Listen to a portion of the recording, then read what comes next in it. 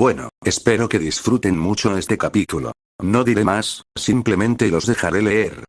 Motoama solo miraba a Mikasa. Realmente no podía creer lo que ella acababa de decir. ¿Qué? Preguntó incrédulo, sin saber cómo responder. Primero ella le había reclamado por encontrarlo besándose con Rías. Luego, sin previo aviso, lo besó y le propuso la idea de un harén. Esto tiene que ser un sueño, pensó. Pero no lo era. El contacto de ella era demasiado real. Mikasa estaba sobre él, inmovilizándolo, con una ligera sonrisa en los labios. Lo que escuchaste, a mí realmente no me importa lo del harén. Dijo Mikasa sin apartar la mirada de él. Cualquier otro en su lugar lo consideraría un sueño hecho realidad. ¿Por qué yo? Fue lo único que pudo preguntar. No entendía por qué ella lo elegiría a él.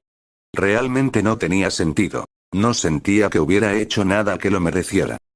Te esfuerzas demasiado y te menosprecias todo el tiempo, respondió Mikasa con una sonrisa un tanto triste, como si recordara viejos momentos.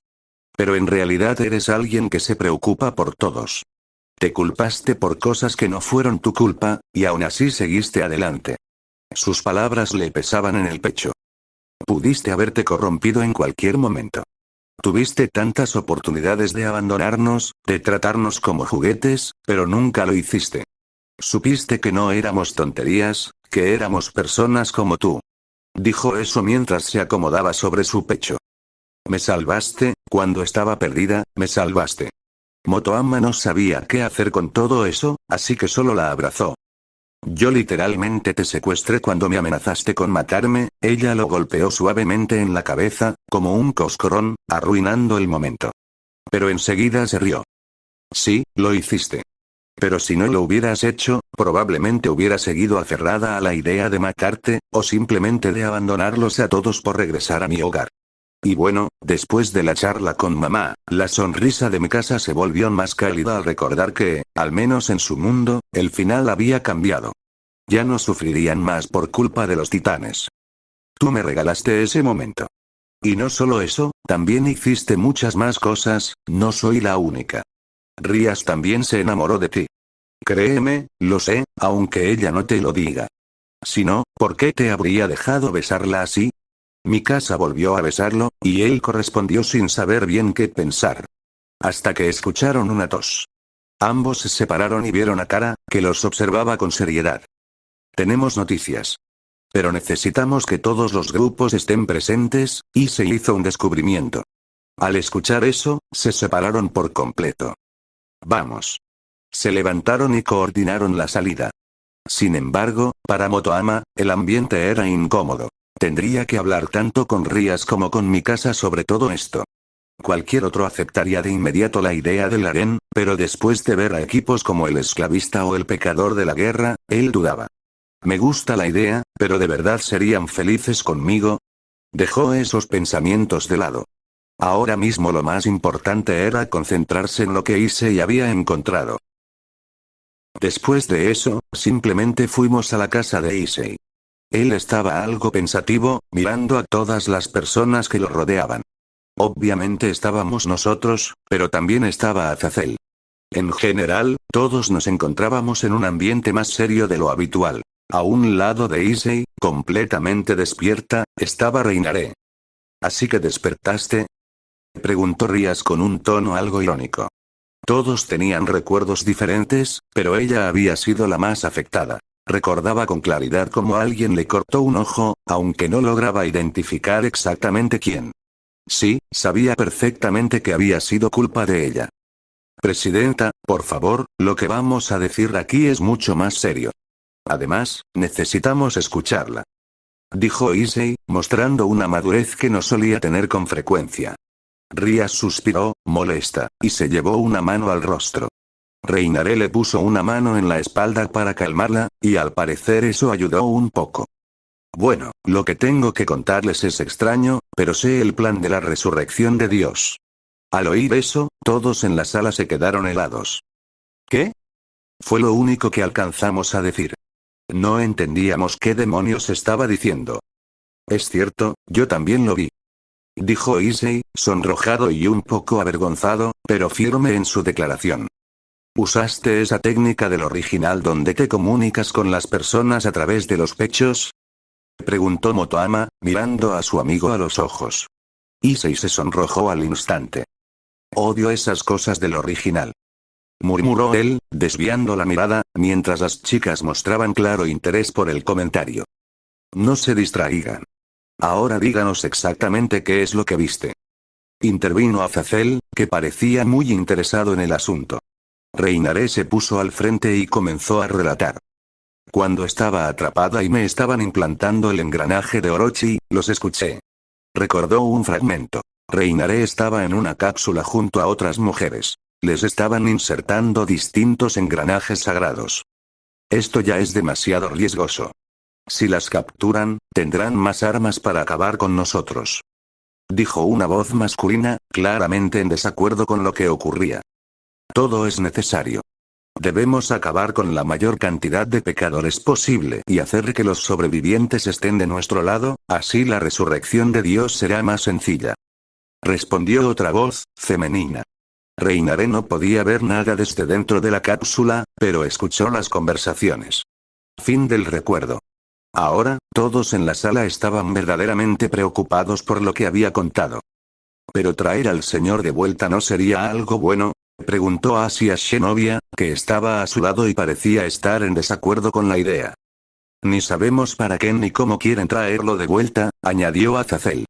Es posible que intenten devolverlo tal como era antes, pero viendo lo que ha pasado, lo más probable es que intenten traer a Dios convertido en una máquina a su servicio. Kiba intervino, preocupado. Oye, si lo pensáis. En la historia original hubo una parte donde revivieron a miles de dragones malvados de épocas antiguas, si pudieron hacer algo así, ¿por qué no revivieron a Dios con el cáliz? El cáliz de la última cena no puede traer a Dios de vuelta, explicó Azazel. Para eso necesitarías contactar directamente con el alma del Creador, y después de sellar a Triaxa, eso se perdió. El alma de Dios se esfumó. No quedó más que polvo de estrellas. La explicación dejó un silencio denso en la sala. Si ellos estaban tan convencidos de que podían hacerlo, ¿no tendría que existir alguna forma alternativa? No estoy seguro, dijo Azazel. En todas mis investigaciones nunca escuché algo así. Estudié cómo replicar engranajes sagrados, prácticamente clonar el alma de dragones, pero esto es completamente distinto. Motoama lo pensó unos instantes. ¿Tú sabes algo? Preguntó, como si se dirigiera a nadie en particular. Para sorpresa de nadie, sus ojos brillaron en plata. Realmente no lo sé. Desde que empezó todo esto de la competencia, solo me ha importado devorar y recuperar el poder original de la madre, así que sinceramente esto me importa muy poco. Dijo eso y no nos dio más pistas sobre lo que podría pasar. Después, simplemente nos devolvió el cuerpo sin decir ninguna palabra más. Realmente ahora no teníamos ninguna pista sobre qué hacer en esta situación. Maldita sea, murmuró Motoama. Acababa de tener una reunión con esos tipos, se quedó mirando a las personas alrededor, pensativo, hasta que se le ocurrió algo. Tal vez no sea necesario convocar una nueva reunión, dijo, observando a todos los presentes. Se me ocurre una idea. ¿Qué? Preguntaron todos, incrédulos ante la propuesta del ángel caído. Vamos a viajar por todos los rincones para entregar el mensaje y, de paso, familiarizarnos con los panteones, explicó Azazel, mirando al grupo. ¿Qué? Repetimos, sorprendidos por la locura de la idea. ¿De verdad estás seguro de esto? Dijo Motoama, recordando todo lo ocurrido en reuniones anteriores. No es que sea muy querido por las facciones, precisamente. Créeme, chico, te vas a llevar una gran sorpresa, replicó Azazel. Prepárense las maletas. Hipnotizaré al directorio y a los demás para que piensen que esto es solo un pequeño viaje estudiantil. Además, han estado atrasados en sus materias. Nos miró a mí e Issei mientras lo decía. No hubo forma de negarse. La posibilidad de que existiera una forma de revivir a Dios y convertirlo en un arma era demasiado alarmante. Así que todos aceptamos. Nos vemos luego para preparar las maletas y partir hacia los panteones, concluyó alguien, y enseguida nos pusimos a planear el viaje.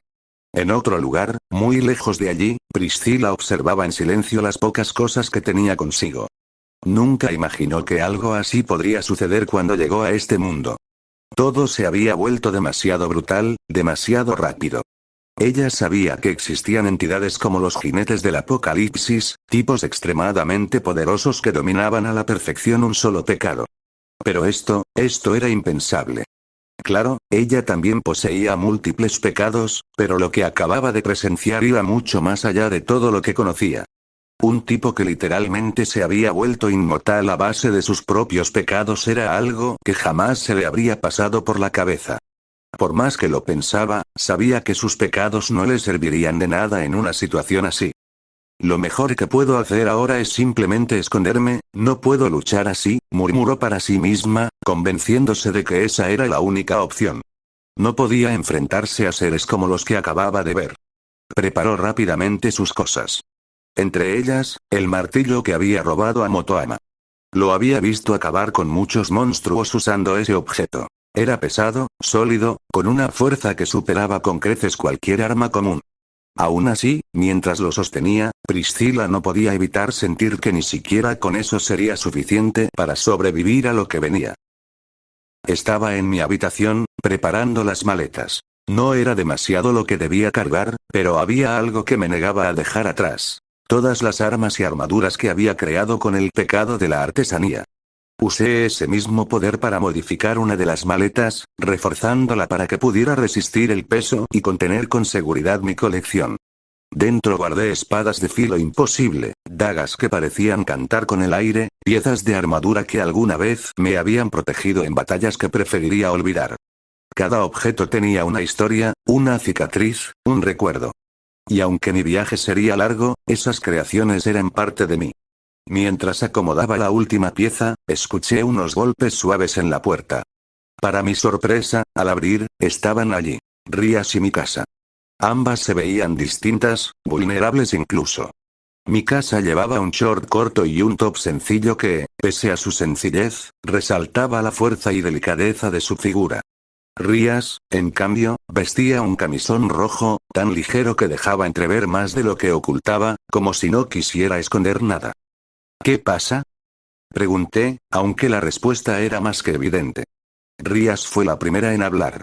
El viaje será mañana, y también nos casaremos en cada panteón que visitemos. Al parecer es parte del protocolo, pero también una manera de conocernos más a fondo con cada uno de ellos, sobre todo tú, que no sabes casi nada de esos lugares. No conozco mucho, admití, cerrando la maleta con cuidado. Y aunque he leído algo, nunca será igual que verlo con mis propios ojos. Mikasa avanzó y, sin decir nada, me ayudó a recostarme en la cama. Me vi rodeado por las dos, una a cada lado, y por un instante el silencio llenó la habitación. No era incómodo, más bien se sentía como la calma antes de una tormenta de emociones. ¿De verdad están seguras de esto? Pregunté al fin. No sé si podré hacerlas felices. Antes de que pudiera seguir, Rías me tomó del rostro y me besó con decisión. Por instinto la abracé y correspondí al gesto. Apenas alcancé a recuperar el aliento cuando sentí los labios de Mikasa sobre los míos, más suaves, más contenidos, pero igual de firmes. El calor de ambas me rodeaba. Sus miradas tenían un brillo distinto. No de obligación, sino de certeza. A veces eres muy tonto, dijo Rías en voz baja, dibujando círculos con su dedo sobre mi pecho. No te pedimos que cargues con todo, solo que nos aceptes. Sabemos que puedes hacernos felices. Ya te lo había dicho, añadió Mikasa, guiando mi mano hacia la calidez de su pecho. No te preocupes por el pasado. Aquí, ahora, solo estamos nosotros. No quedaban palabras. Solo la decisión de dejarme llevar. Mis dudas se disiparon poco a poco, reemplazadas por una calma que no sentía desde hacía tiempo.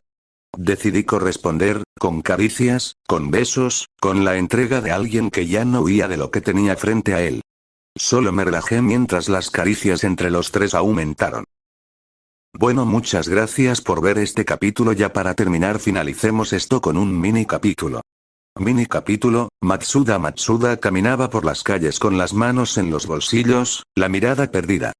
No entendía qué estaba pasando con sus amigos. El famoso trío pervertido parecía haberse desmoronado de la noche a la mañana, y él era el único que quedaba en el mismo lugar de siempre. Primero fue Issei. Todo el mundo sabía, aunque nadie lo dijera abiertamente, que ahora estaba con Akeno. Nadie era tan ingenuo. Las miradas, la cercanía, el aura que desprendían juntos, lo gritaban a voces. Después fue Motoama. Desde que comenzó a frecuentar más al club de Occult Research, Rias lo miraba de una manera distinta, con ese brillo en los ojos que muchos describían como si tuviera fuego ardiendo dentro. No era difícil darse cuenta de que ahí había algo. Y él, bueno, él se había quedado solo. Había intentado, más de una vez, acercarse al club. Quizá encontrar su lugar allí, como sus amigos. Pero, de forma misteriosa, cada vez que lo hacía nunca había nadie cerca para escucharlo. Suspiró. Vaya suerte la mía, fue entonces cuando escuchó una voz débil. Por favor, no, se tensó y giró hacia la esquina de la calle. La escena lo hizo apretar los puños. Una chica de su escuela estaba rodeada por varios matones. No lo pensó dos veces. Corrió hacia ellos y el primero en recibirlo se llevó un puñetazo directo al rostro. Después vino el segundo, y luego el tercero. Sus golpes eran firmes, seguros. No era la primera vez que entrenaba. Pocos lo sabían, pero antes de ser uno de los del trío pervertido, Matsuda había sido un buen atleta. Y aunque seguía teniendo sus obsesiones, nunca dejó de entrenar. Cuando todo terminó, giró hacia la chica.